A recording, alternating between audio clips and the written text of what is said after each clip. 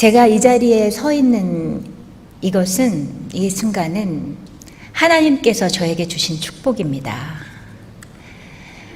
여러분도 이 순간이 축복이 되셨으면 좋겠습니다. 이 자리에 서니까 2013년의 마지막 날 여러분 앞에 서서 설교를 했던 그 시간이 생각이 나네요. 2014년이 푸른 말의 해였었지요. 기억나시죠? 푸른 말을 탄 여러분의 모습을 함께 상상했던 것이 기억납니다. 예수님께서 말을 타시고 곶비를 잡으셨었죠. 그리고 우리는 그 푸른 말의 등에 타서 예수님을 잡았습니다. 예수님께서 곶비를 잡으시고 말을 달리셨습니다. 하늘을 날았죠. 경이로운 일들이 많이 일어났을 거예요. 여러분 어떤 경험들을 하셨습니까? 은혜로운 일들이 많이 있으셨나요? 감사할 일들이 많이 있으셨나요? 힘든 일도 있으셨겠죠. 주님의 인도하심으로 정말 좋은 한 해가 되셨었기를 바랍니다. 그리고 그 좋은 한 해가 2015년도에도 계속 이어지고 계시기를 원합니다. 사실은요, 이 자리에서도 이 순간에도 아주 경이로운 일들이 이미 벌어지고 있습니다. 여러분 아시나요? 하나님께서 아주 귀한 것을 여러분을 위해서 준비하고 계십니다. 그리고 하나님께서 그 거룩하신 손을 여러분의 머리 위에 얹으시고 여러분의 상한 마음, 약해진 육체를 치유하고 위로하고 계십니다. 하나님의 영이 여러분을 감싸고 변화를 일으키고 계십니다. 축복된 자로, 용서받은 자로, 사랑할 수 있는 자로 만들고자 하십니다. 그 기적이 이미 이 순간에 이루어지고 있습니다. 하나님이 여러분께 드리는, 오늘 이 자리에서 드리는 선물입니다. 선물은 우리가 받지 않으면 제 것이 아닙니다. 아시죠? 오늘 주시는 선물을 받으시길 원하시면 아멘 하십시오. 아멘. 기도하겠습니다. 하나님, 부족하지만 그럼에도 하나님이 사랑하시는 종이 이 자리에 섰습니다. 이 자리에서 함께 하셔서 제가 전하는 말씀이 하나님이 너무나 사랑하시는 이 모든 성도님들의 마음속에 작은 감동을 일으킬 수 있는 말씀이 되도록 축복하시옵소서. 예수님의 이름으로 기도합니다. 아멘. 마가복음 5장 41절 말씀 읽습니다. 곧 내가 내게 말하노니 소녀야 일어나라 하시니라. 마가복음 25장 13절도 읽습니다. 그런즉 깨어 있으라 너희는 그 날과 그 때를 알지 못하느니라. 신랑이 언제 올지 모르나 예수님이 언제 올지 모르니까 늘 깨어서 준비하고 있으라는 마태복음의 말씀입니다. 그렇다면 심판날에 만나는 것이 아니라 이렇게 언제 올지 모르는 예수님을 어떻게 그 만남을 준비할 수 있을까요? 예수님께서 어떻게 준비하라고 성경에서 말씀하셨습니까? 여러분 너무 잘 아시는 말씀입니다. 첫 번째 계명은 이것이니 너희는 내 몸과 내 영과 내 마음과 온 힘을 다하여 주 너의 하나님을 사랑하라. 두 번째는 이것이니 내 이웃을 내 몸과 같이 사랑하라. 먼저 하나님을 사랑하고 내 이웃을 사랑하라 하셨습니다. 그런데 말이에요. 하나님을 어떻게 사랑할 수 있습니까? 여러분 하나님 어떻게 사랑할 수 있어요? 정말 하나님처럼 보이지 않는 분을 향해서 사랑의 감정을 발전시킬 수 있으십니까? 예수님한테는 그리 어려운 일이 아니었죠. 아버님이셨잖아요. 그렇지만 우리 같은 인간이 사랑이시며 온전하시며 모든 것을 아시고 모든 것을 보시고 전지전능하신 하나님을 어떻게 이해하지도 못하면서 보지도 듣지도 만지지도 맛보지도 못하는 그런 존재를 사랑할 수 있겠습니까? 하나님을 사랑한다는 건 도대체 어떤 것을 말하는 것일까요? 제가 꽤 오래전에 한국에 왔을 때 일입니다. 제가 다니던 대학의 모교를 방문했었습니다.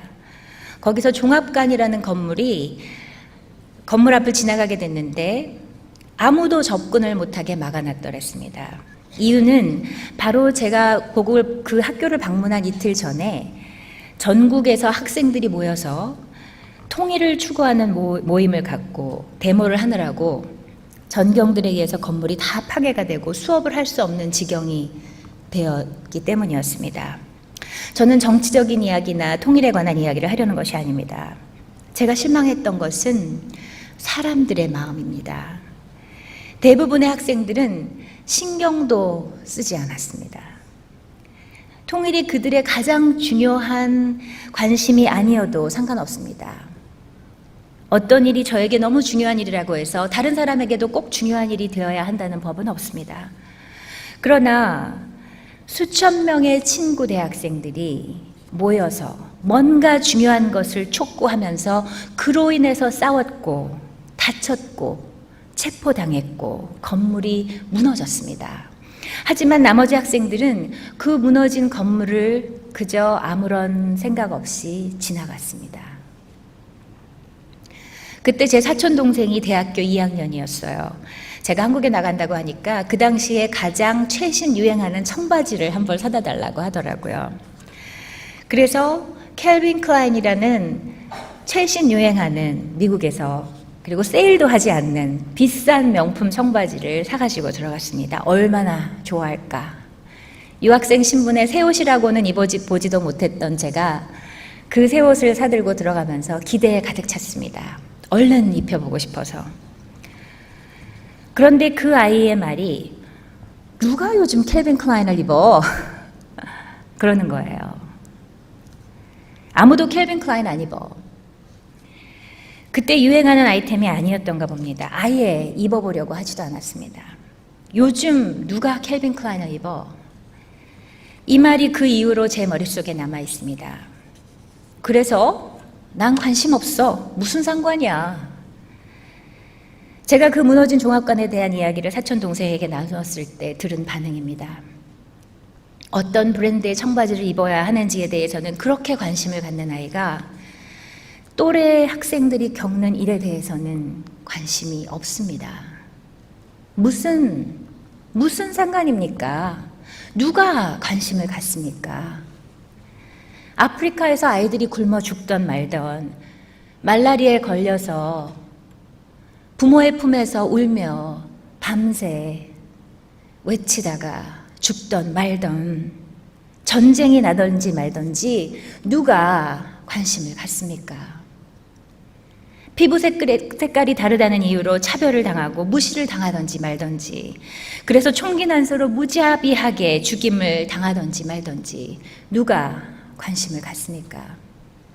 교회가 어찌 되든지 하나님의 사람들이 어떤 고통을 받든지 어떤 기쁨이 있는지 누가 관심을 갖습니까?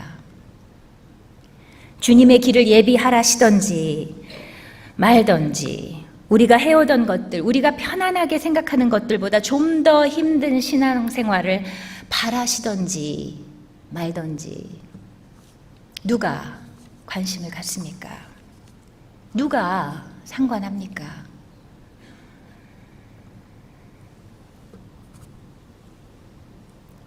저는 우리가, 여러분과 제가 관심이 있다고 믿습니다. 상관한다고 믿습니다. 그렇지 않다면 여러분은 이 자리에 나와 앉아있지도 않으실 겁니다. 힘들고 굳은 교회 일 맡아서 하려 하지도 않으실 겁니다. 좀 더 하나님 나라에 가까운 세상을 만들어 보겠다고 애쓰고 계시지도 않으실 겁니다. 하나님은 우리에게 새로운 삶을 요구하십니다. 참된 하나님의 자녀가 되기를 요구하십니다.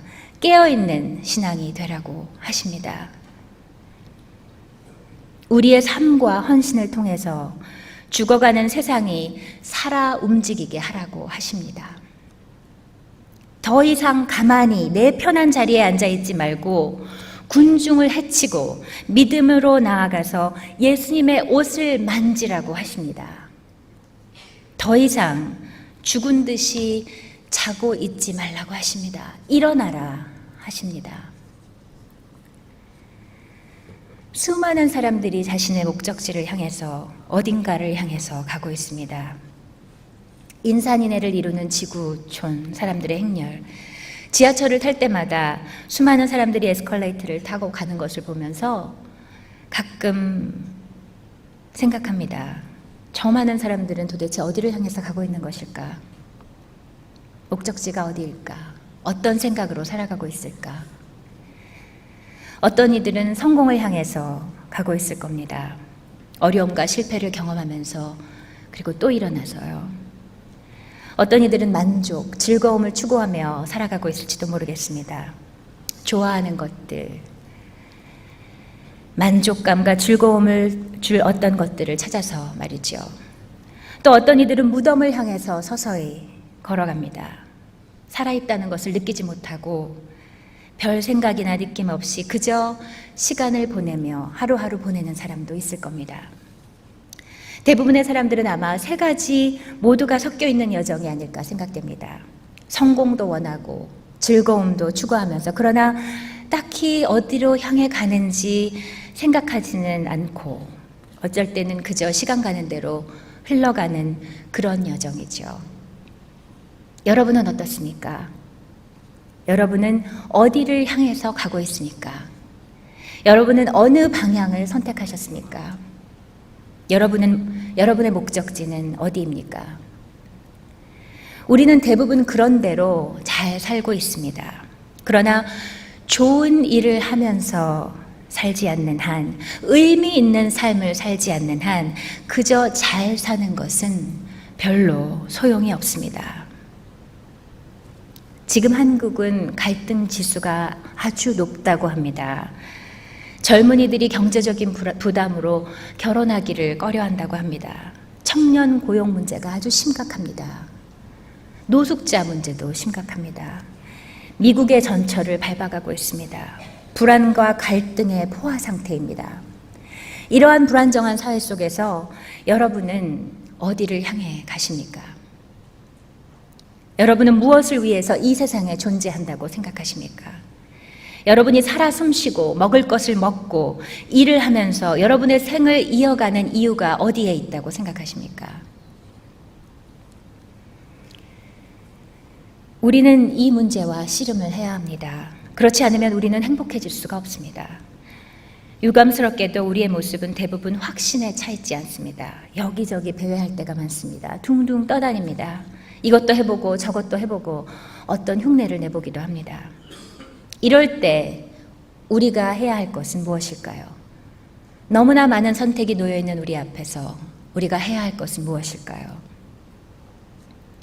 우리가 할 수 있는 가장 중요한 것은 여러분 이미 너무 잘 알다시피 예수님을 따라가는 것입니다.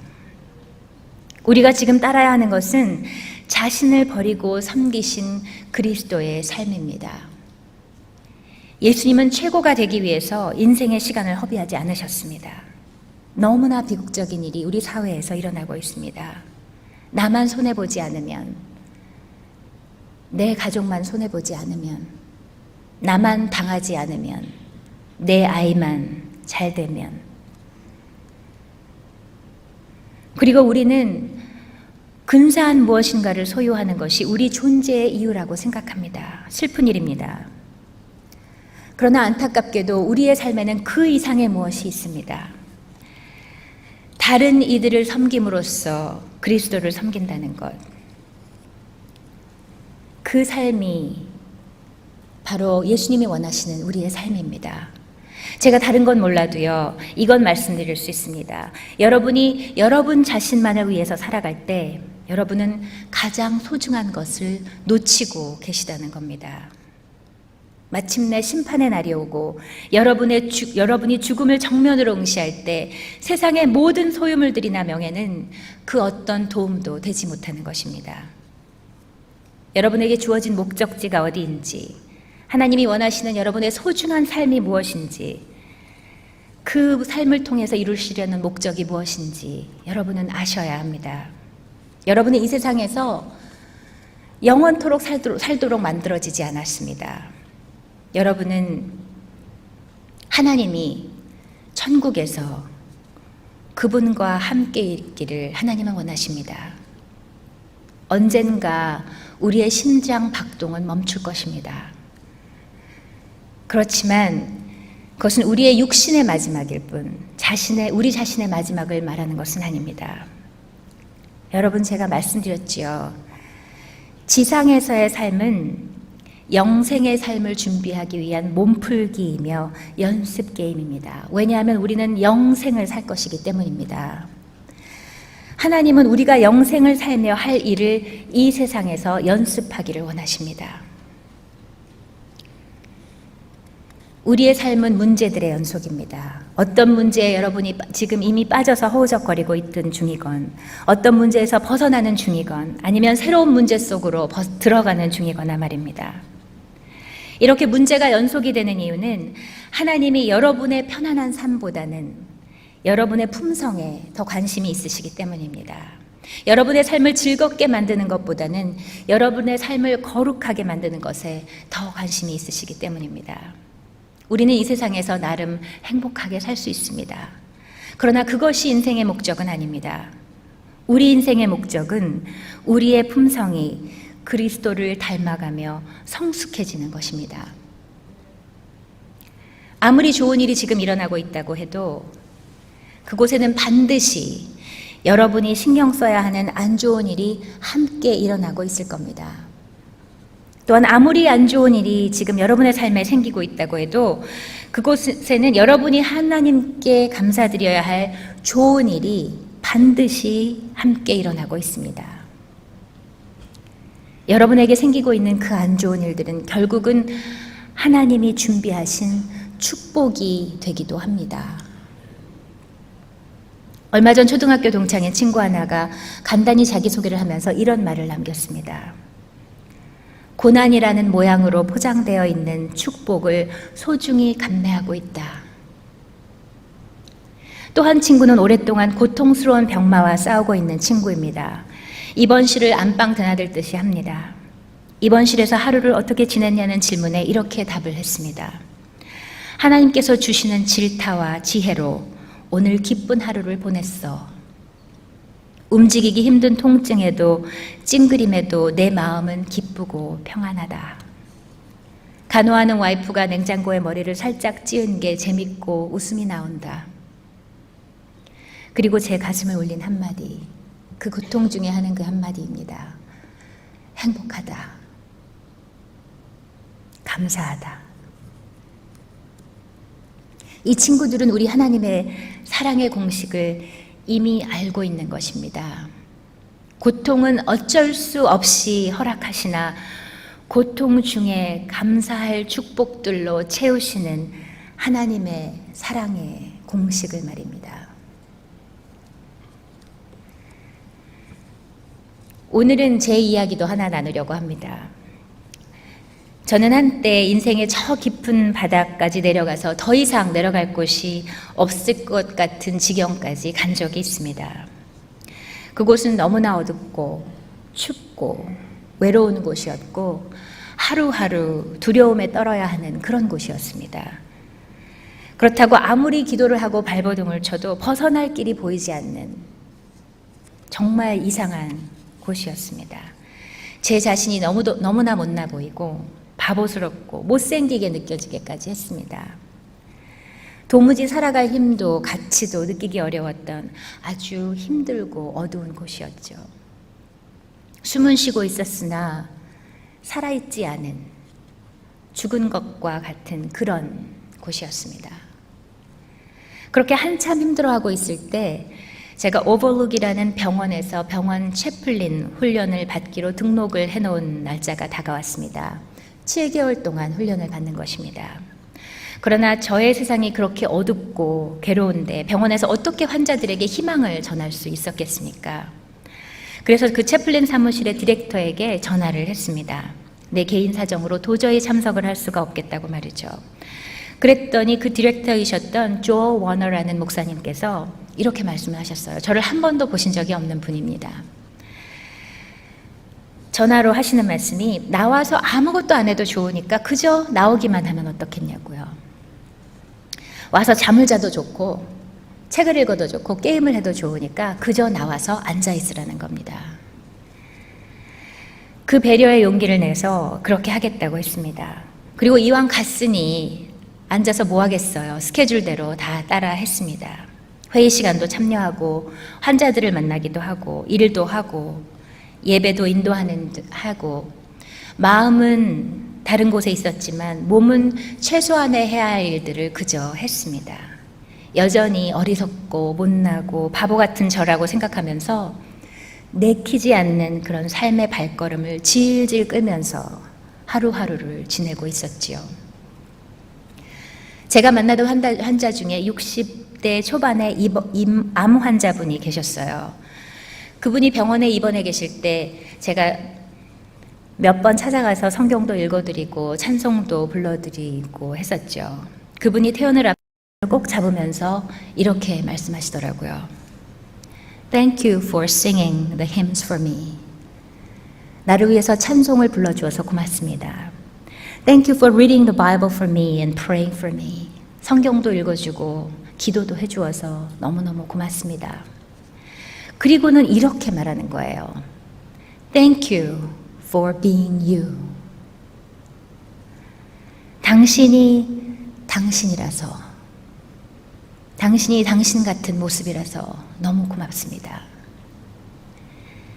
그 말씀을 듣는 순간 갑자기 세상이 환해지면서 그 소리가 하나님의 소리처럼 들렸습니다. 네가 너라서 내가 너무 기쁘구나. 그렇게 말씀하시는 소리처럼 들렸습니다. 너무나 못나고 볼품없고 가치 없는 그런 존재라고 여겼던 저에게 너는 잠시 잠이 들어있었을 뿐이야. 삶이 고단해서 잠시 쉬고 있었을 뿐이야. 이제 일어나거라. 이제 일어나거라. 그리고 걸어라. 그동안 마음고생 많았구나. 힘들었지? 걱정하지 마. 내가 너를 태초부터 나의 딸로 택하였고 내가 너를 위해서 목숨을 아끼지 아니하였고 내가 너로 인해서 너무나 기쁘단다. 사랑한다 내 딸. 일어나라 내 딸. 너는 꽤 괜찮은 사람이야. 그 이후로 저는 딴 사람이 되었습니다. 나 그렇게 못나지 않았다는데, 나 같은 사람도 하나님이 괜찮다고 하시는데, 남들이 뭐라 하는 것은 이제 문제가 되지 않습니다. 사실상 모든 것은 결국 우리 안에서 형성되는 것이기 때문이지요. 내가 어떤 자아상을 가지고 있느냐에 따라서 내 삶의 가치관이, 세계관이 달라지고 삶의 질이 달라지고 하나님의 사랑조차도 받아들이지 못하기도 하고 또 받아들일 수 있게 되기도 합니다. 우리 안에는 전지전능하신 근사한 하나님의 영이 늘 함께 계십니다. 그저 우리가 느끼지 못하고 있을 뿐이에요. 그저 알지 못하고 있을 뿐이죠. 예수님이 세례를 받던 그 순간을 기억하시죠? 하나님의 빛나고 거룩한 음성이 비둘기처럼 내려왔었지요. 너는 나의 사랑하는 아들이라. 내가 너로 인하여 너무너무 기쁘단다. 그 음성이, 그 사랑의 음성이 여러분에게도 비둘기처럼 내려와 말씀하십니다.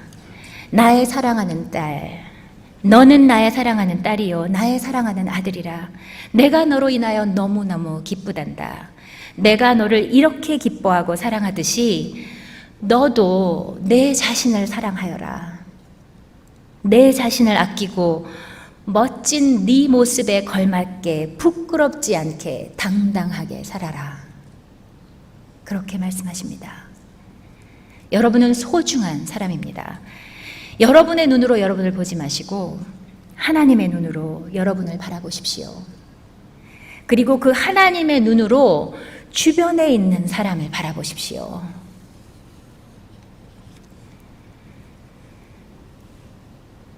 오늘 마지막으로 여러분께 동영상을 보여드리려고 합니다.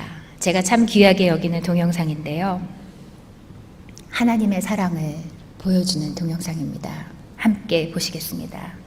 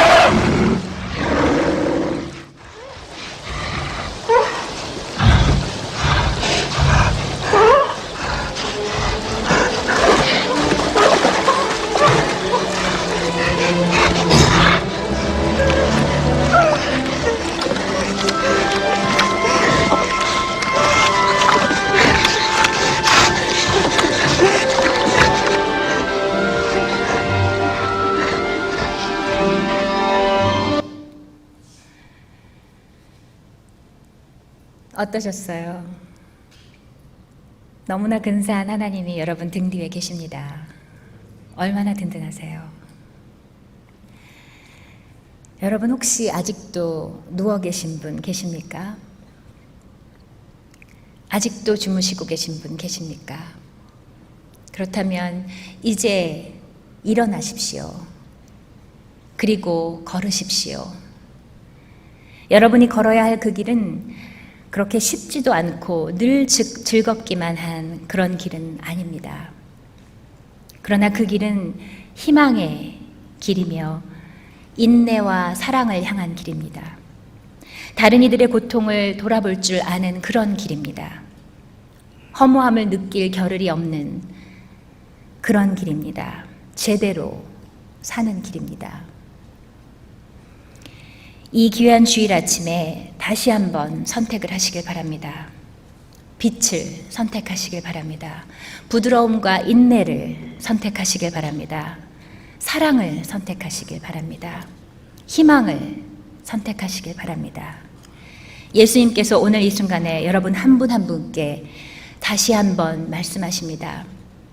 나는 네가 너무나 자랑스럽다. 나는 너에게 너무나 고맙기까지 하단다. 네가 너라서, 내가 너 같은 사람이기 때문에, 내가 너라서 감사합니다.